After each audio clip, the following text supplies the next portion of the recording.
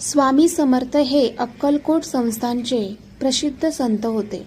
त्यांना अक्कलकोट स्वामी म्हणूनही ओळखले जाते. त्यांचा काळ अंदाजे 1856 ते 1878 असा मानला जातो. स्वामी समर्थ दत्तात्रेयांच्या अवतारांपैकी एक मानले जातात. जन्म व प्रारंभिक जीवन. स्वामी समर्थ यांचा जन्म व बालपणाबद्दल नेमकी माहिती उपलब्ध नाही.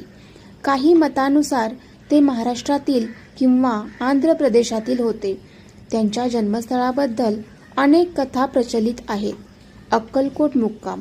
स्वामी समर्थ भारतभर फिरले, विविध तीर्थक्षेत्रांना भेट दिली आणि शेवटी महाराष्ट्रातील अक्कलकोट येथे मुक्कामी राहिले.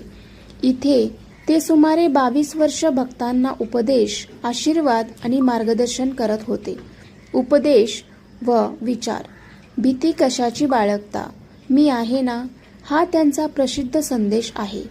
त्यांनी लोकांना निस्वार्थ भक्ती, सत्कर्म आणि दया या मूल्यांचे महत्त्व सांगितले.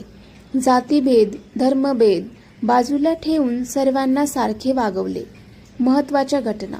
स्वामी समर्थांच्या दरबारात सर्व जाती धर्मातील लोक येतात. त्यांच्या शब्दाने आणि आशीर्वादाने अनेकांचे दुःख दूर झाले अशी श्रद्धा आहे.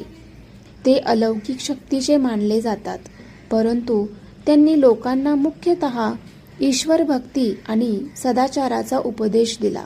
समाधी. स्वामी समर्थांनी 30 एप्रिल 1878 रोजी अक्कलकोट येथे समाधी घेतली. आज त्या ठिकाणी